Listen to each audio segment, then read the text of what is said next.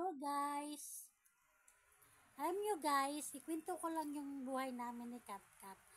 Alam nyo, ito si Katkat ko. Siya lagi yung kasama ko sa araw-araw. Oh, alam nyo, ang bait nito. Sobra. Mahal na mahal ko to. Kasi para tong bata parang tao. May isip to eh. Ayan oh, nakikinig siya.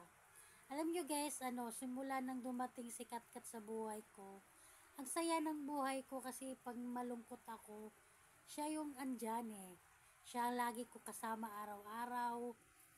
Siya lagi ang kasabay ko matulog. Kasi dumating si Katkat sa buhay ko.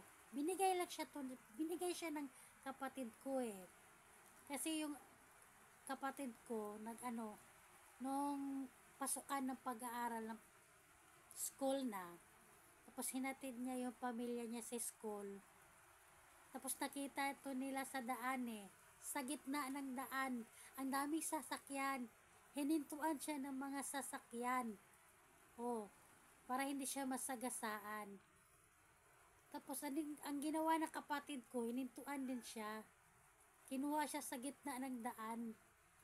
Tapos pag uwi ng kapatid ko, niregalo siya ng kapatid ko eh. Tung maliit pa siya, andyan siya palagi, araw-araw. Kasama ko siya araw-araw. Mabait to eh. Sobrang bait nito, para tong tao. Kaya alam nyo, lagi ko siya kasama. Kung saan man ako nagpunta, sinasama ko siya, nilalagay ko siya sa bag.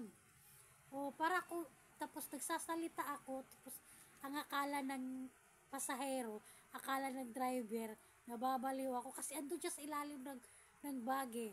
Pero hindi nila alam, pusa pala yung kausap ko. Tapos nilabas ko yung ulo niya sa bag ko. Sir, kuya, ate, kasi yung kasama ko, pusa, kinakausap ko. Ayan si Katkat. Ito si Katkat, sobrang bait to eh. Love na love ko to guys. Alam nyo, sobrang mahal na mahal ko to. Siya palagi ko kasama.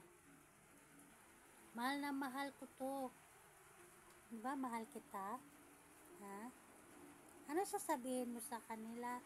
Hello po, alam nyo po, ako po, palagi po ako nangihingi ng cat food. Cat food po ang kinakain ko. Ayan, gusto niya cat food. Ang arti-arti nito. Sabihin mo sa kanila, Nahay po, ako po si Katkat.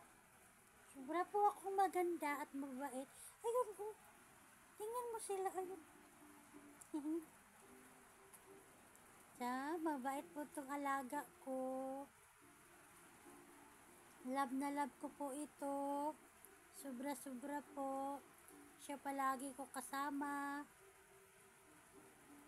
Alam niyo, pag umaalis ako, umiiyak yan. Tapos, pag matagal ka bumalik, umiiyak yan, nagagalit yan.